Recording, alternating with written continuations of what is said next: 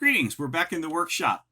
Today we're making a table based on one I've made before from scratch from bookshelf building. I'm going to go step by step through the process, though of course really experienced carpenters will not need me to teach them their trade. Here's the original table, literally put together with leftovers from two different bookshelf building projects. It's handy as it's shallow enough to sit off to the side in a room or on the porch, wide enough to straddle a chair, and steady enough you won't tip it over quickly. I wouldn't put heavy weights on it for long, but it's pleased my wife and I as a reading desk, porch table, hall stand, and laptop desk. Well enough, in fact, that I want another one. Okay, so step one is just to get out the raw boards, check that I have the right lengths. I don't have the larger 12-inch wide board that I used for the top of the original, but in addition to a shelf leftover 10-inch width board, I've also gone ahead and got a spare 6-foot length of 10-inch width board. Quick version is that I need just under 3 foot of my widest board for the top, 2 shorter lengths of not much narrower board for the legs, and a support of something quite a bit narrower. My support here is the 1x4 you see, and I think it's about perfect. 2x4 would add some heft, but I'm not sure that would make the table more manageable. 1x2 would give me even more space beneath the top, but I need to screw into the end grain of this board, and 2 inches won't give me much room for that. So, now we're looking for the right tools for the right job. You'll want a good tape measure, a carpenter's square, and a pencil suitable for marking on wood. All right, we're making the legs. I wanted mine to match exactly the first table I made, and for reasons having to do with my bookshelf project, those were 27 3/4 inch legs. So we're marking 27 3/4 inches off our longest board using the tape. Folks with kids may want to pause and have the kids check my measurements here. Now, once again for the math students, I'm marking 2 legs off my 1 6-foot board. For the first leg, I put my mark at 27 3/4 inches. Now, where do I have to put my second mark in order to have 2 equal legs of 27 3/4 inches when I'm done? You can look closely at my tape measure for the answer. I hope you'll notice here that my dad taught me well. Measure twice, cut once. I typically mark my measurements off both sides of my tape measure. Then I scoot the measure up along the board and take another measurement. That way, when I want to make a line through them, I have lots of points. Sometimes they don't line up perfectly, and I have to draw a line through the middle of the whole set. After all, I don't want to make a crooked line just because my hand got shaky. There's another thing we can learn from using the carpenter's square to make a straight line. This is literally what the word orthodoxy means. Orthodoxy doesn't mean being narrow-minded or stuck in your ways. It means drawing a straight line through all the points without going off in one direction or another. So keeping the arm of the carpenter's square flush against the edge of the board, where your measurements and your lines always start, is the key to doing this right. And then on my other piece here, I mark off 32 inches for the top of my table. Now back for my support on the 1x4. This is going to go between the legs, so I need it to be shorter than the top. The top is 32 inches long, and I know each leg is 3/4 of an inch thick. And I want a little lip on the tabletop, just enough to get my fingers on so the table is easier to move. The lip also makes it look right. It conforms to our idea of a table better if it overhangs the legs on all sides. So, math students, I have 32 inches minus 2 3/4 inch legs minus 2 slight overhangs. How much space do I need inside all that? Well, I chose 29 inches. Now might be a good time to pause and figure out how far the top will overhang on each side. Let's see. 32 minus 29 minus 1.5 is n, and n divided by 2 is the width of the lip on each side. All right, now it's time to cut. I'm using a battery-powered circular saw that was one of my first Christmas gifts my in-laws gave me. I've learned a little bit over the years about maintaining the batteries, and I have 2 new batteries and 2 chargers. I usually like to set both batteries on the charger the night before I'm planning to launch into a project, because especially if there's going to be a lot of sawing, the battery's likely to wear down before I'm done using this cordless drill and screwdriver putting everything together. If I just swap midway when one starts to get sluggish, though, I'm usually able to keep my tools running longer than I have time to work in a day. As for a small project like this, we won't even make one battery tired. But moving along, though. Like lots of folks who grew up around working men, I can sometimes be a little dismissive of nervous Nelly warning labels. I can tell you from good advice and experience, though, that you do not want to breathe sawdust if you can help it. I'm using a beat-up pair of sunglasses, it's a bright day, and an ordinary dust mask. It's not a sanitary application, so I have a few and reuse them. This will probably be the only masked selfie of me ever to appear in a public place. And I'm not going to attempt to hold a camera and a circular saw at the same time. So here's your after picture. Maybe in the future we'll do a video about how I use different sorts of saws. Alright, with all the pieces cut, you can see the proportion of the support to the tabletop, and the two legs look pretty uniform in length. So far, so good. And of course, the scraps from this project are already tempting you to make other things. 2 of these pieces, in fact, were already in other projects before I could get this video scripted. Now it's time to file it away. Especially on cheap pine like this, the saw leaves lots of splintery edges that I don't want on my table. I hope the quick readers have had a chance to notice the wonderful description of this file's surface engraved near the tang. Yeah, now go look it up. Alright, the key to filing well is to try to work at a uniform angle and pay attention to how your file's teeth are angled and how that interacts with the grain of the wood. If you're pulling it back against end grain with the teeth angled to cut into that, you'll tear loose whole chunks of the end of the board like this, of a board like this. But once you've settled into a rhythm, each edge goes smoothly and quickly.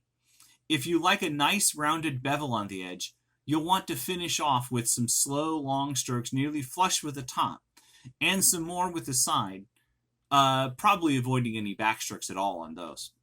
And remember that when filing, you're still producing a lot of sawdust. It doesn't fly up in a cloud as much as your circular saw, but it's even finer dust. Mind your breathing, and don't do the filing in your tux on the way to dinner with Lady Astor. I'm pretty pleased with that edge for a bit of porch furniture. Respectable. And here you see the pieces in place. I'm actually just getting a quick visual by holding the leg in place.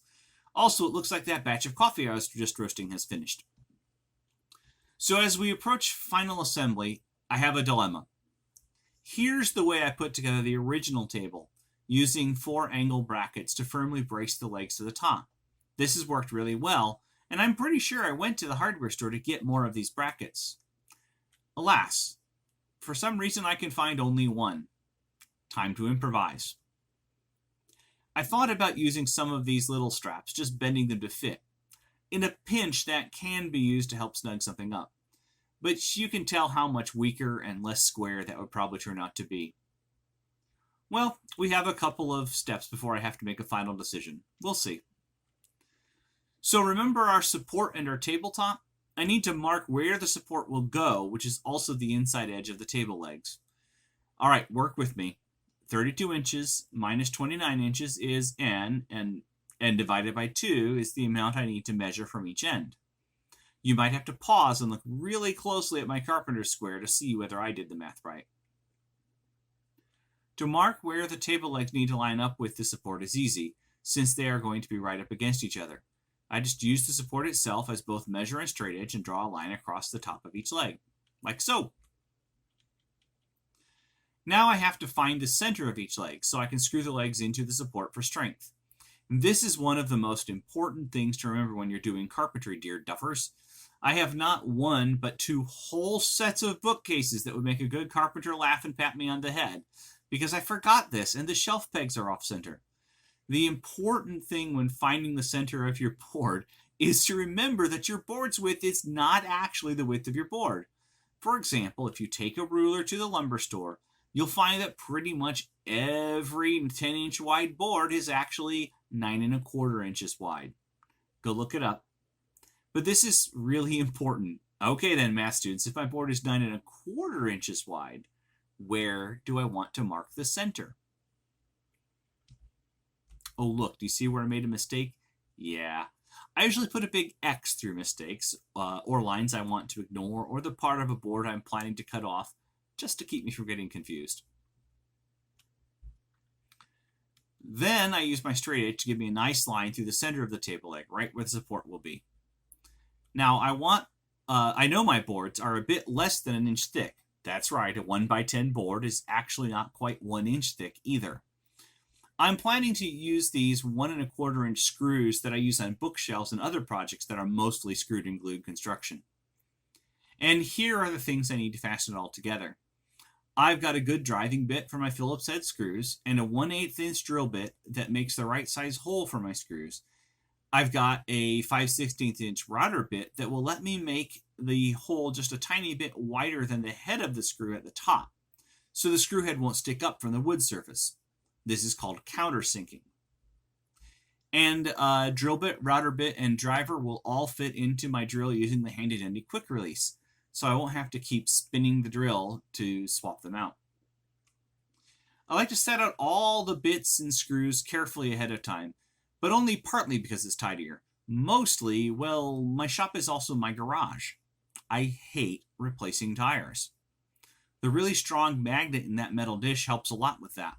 Something my wife and I both learned working in the armory at Baylor Fencing Club, actually. Alright, so first I want to drill these holes in the tops of the legs. They need to be exactly centered and fairly evenly spaced above the line. So long as I keep them far enough apart that the wood of the support won't split, I can just eyeball these. The centering is the important part. And now that the holes are drilled in both legs, I swap to the router bit to countersink the screws. Like so. I also have to line up the support and drill guide holes into the ends directly through the holes I've drilled in the legs. Drilling guide holes will make it much more likely that I can line up all the pieces later and successfully drive screws in without too much twisting and squirming. Of course, once I drill those holes, I cannot forget which end of the support matches which leg. I position the screw in the leg and usually actually start it by finger or with the driver to help me line it up. Then, carefully holding the pieces firmly together, I drive the screws into the holes until it's all quite snug. I prefer to do one on each side first and then finish the others. Also, this shot is totally a simulation because I do not have 3 hands.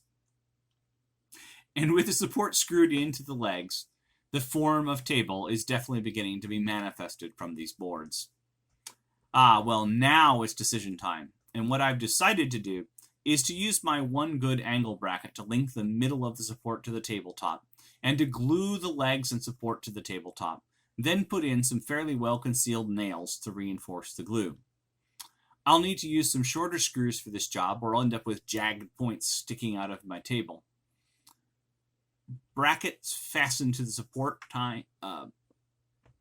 with my bracket fastened to the support, it's time for final assembly. I always try to put a solid bead, not a lake, but not a few dabs either, when I'm gluing wood, especially when it's going to be edge to flat. And here I've put a bead of glue on the tabletop, ready to set it down in the legs and support it. Alright, careful viewers. Who can pause, look closely, and find the mistake I just made? I'll notice it in the next step. All set. What I've done is laid the tabletop flat, the glued bottom side facing up, and flipped the glued legs and support assembly over onto set it down on top of that.